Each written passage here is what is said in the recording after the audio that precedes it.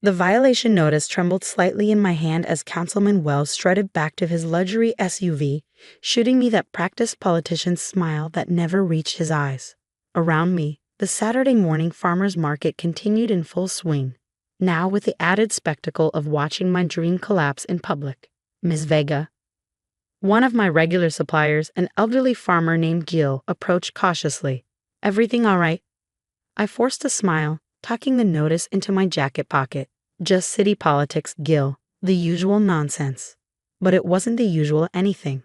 This was the culmination of a targeted campaign against Roots, my farm-to-table restaurant that had become the unexpected darling of Harborview's culinary scene over the past 3 years. The notice cited unapproved agricultural activities on the restaurant's rooftop garden and patio, a garden that had passed inspection just 6 months earlier. My name is Sofia Vega, and at 38, I had transformed an abandoned warehouse in Harborview's struggling waterfront district into a restaurant that celebrated local food and the farmers who grew it. Every weekend, I personally selected ingredients at this farmer's market, building relationships with suppliers, and creating seasonal menus that had earned us national recognition. That success had put me squarely in the crosshairs of Councilman Jeffrey Wells and the development company he quietly represented, Coastal Hospitality Group, a corporate behemoth determined to transform our historic waterfront into a playground of luxury hotels and chain restaurants. They're just getting started, aren't they? The voice belonged to Meera Patel, owner of the independent bookstore next to Roots. She had appeared at my elbow, eyes fixed on Wells' departing vehicle. Looks that way, I replied, trying to keep my voice steady. Emergency meeting tonight? She asked quietly. I nodded. My place. 8 o'clock. As Meera walked away, I continued selecting produce for that evening's service, maintaining the appearance of normalcy while my mind raced. The waterfront merchants had been meeting regularly since Wells and his allies on the city council had revealed their revitalization plan 6 months ago. A plan that conveniently required pushing out established local businesses in favor of corporate chains and luxury developments.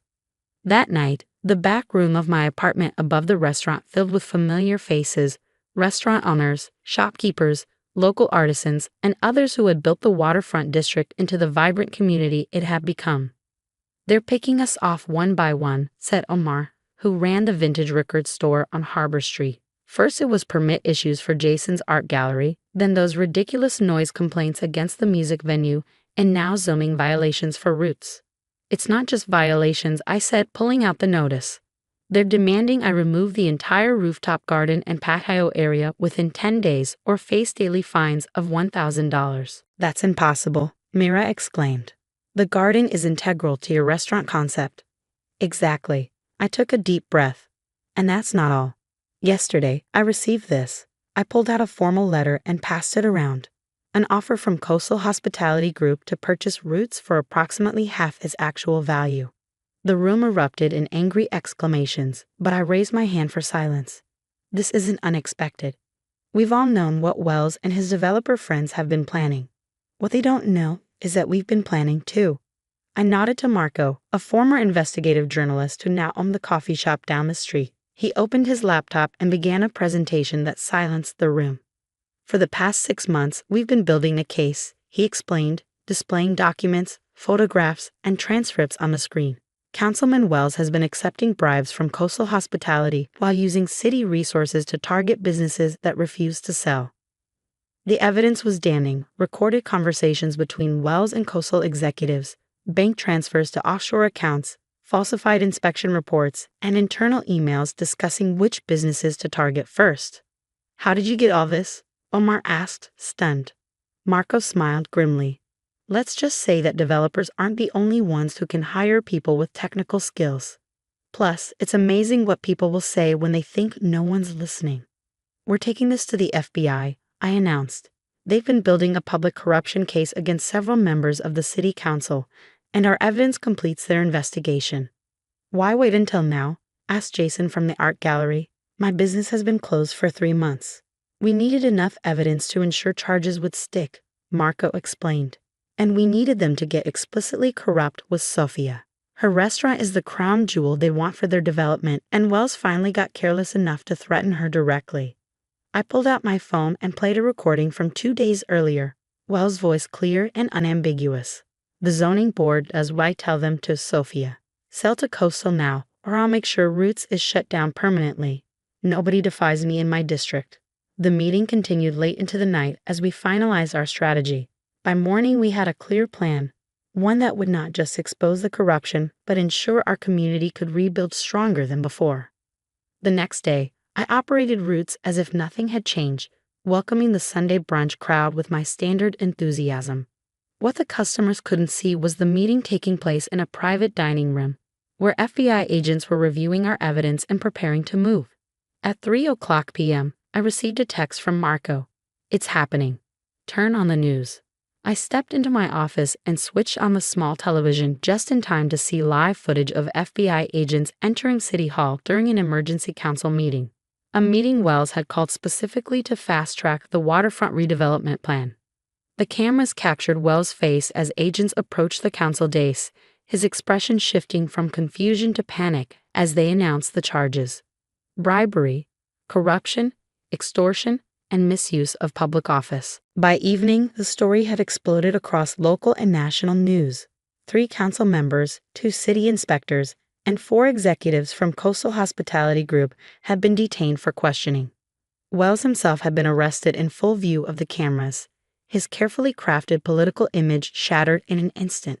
I closed the restaurant early that night, gathering my staff to explain what had happened. They had known something was wrong, but hadn't been privy to our investigation or counter-strategy. "So what happens now?" asked Alina, my head chef and closest friend. "Even with Wells gone, the violation notice still exists." "Actually, it doesn't," I smiled, showing her an email from the city manager's office. "All recent citations against waterfront businesses are being reviewed due to potential improprieties in the inspection process." "You planned all of this," she said, shaking her head in amazement. "While they thought they were hunting you, you were hunting them." "Not just me," I corrected. "All of us, the entire waterfront community." Wells thought he could pick us off individually, but he never understood that we're stronger together. The following weeks brought sweeping changes to Harborview. With Wells and his allies removed from office, the city council underwent a transformation. Special elections were scheduled, and several waterfront business owners, including Mira, announced their candidacies. The revitalization plan was suspended pending a complete review, with community input prioritized in any future development decisions. Coastal Hospitality Group withdrew from Harborview entirely, their reputation tarnished by the corruption scandal. 6 months later, I stood on Roots' rooftop garden, now expanded and thriving, hosting a community celebration. The waterfront district had not just survived but was flourishing, with new businesses opening in previously vacant spaces and a renewed sense of local pride. Marco joined me at the railing, overlooking the harbor as the sun began to set. "Have you seen the news about Wells?" he asked. I nodded. The former councilman had accepted a plea deal, providing evidence against larger development interests in exchange for a reduced sentence. His political career was over, his reputation destroyed. "I never wanted revenge," I said thoughtfully, watching customers and community members mingle below. "I just wanted to protect what we built." "Sometimes the best defense is a good offense," Marco replied. Wells thought he was so powerful that no one would dare stand against him. His arrogance was his weakness, and our strength was that we appeared weaker than we were, I added. We let him think he was winning until we had everything we needed to take him down completely. That evening, as I addressed the gathered crowd, I found myself reflecting on the journey. 3 years ago, when I opened Roots, I named it to honor where our food comes from, the soil, the farmers, the traditions. But now that name means something more. It represents our community's roots, too deep to be easily pulled up, too interconnected to be divided. I raised my glass. To Harborview, not just surviving, but thriving on our own terms. The following week, I received an unexpected visitor at the restaurant, the new interim mayor, a longtime city council critic who had been appointed after the scandal. "Ms. Vega," she said, taking a seat at the bar during our afternoon lull. "I've been reviewing the events that led to the corruption investigation." I tensed slightly, unsure where this conversation was heading. "What you and the other business owners did was remarkable," she continued. "You protected not just your livelihoods but the character and integrity of this city." "We did what was necessary," I replied carefully. "Which is why I'm here." She placed a folder on the bar. The city is establishing a waterfront preservation and development commission to ensure nothing like this happens again. We need people with both vision and backbone. People like you. I opened the folder to find an official appointment letter with my name on it. We're rebuilding trust, the mayor explained. Who better to help than those who exposed the corruption in the first place? 1 year to the day after Wells had delivered his violation notice, I stood in City Hall as the newly formed commission unveiled its plan for the waterfront, a balanced approach that preserved the district's character while allowing for thoughtful growth and improvement. The farmers market where Wells had threatened me was now permanently established in a renovated waterfront pavilion. Jason's art gallery had reopened with a city-sponsored exhibition space for local artists. Mira's bookstore had expanded to include a community meeting center. And roots? We were stronger than ever. Our rooftop garden, now a registered urban agriculture site that hosted educational programs for local schools. The restaurant had become a symbol of resilience, a reminder that sometimes, when people try to uproot you, they only make your foundation stronger. That night after closing, I watered the herbs and vegetables that grew in organized rows across our rooftop. The violation notice that had once threatened this space was now framed in my office, a reminder that power doesn't always reside where people think it does. Wells had believed his position gave him the right to decide who succeeded in Harborview and who failed. He never understood that true strength comes not from title or authority, but from community and conviction, the perfect ingredients for something that can't be bought, bullied, or broken. As I looked out over the waterfront, lights twinkling against the dark water, I smiled at how thoroughly Wells' plan had backfired.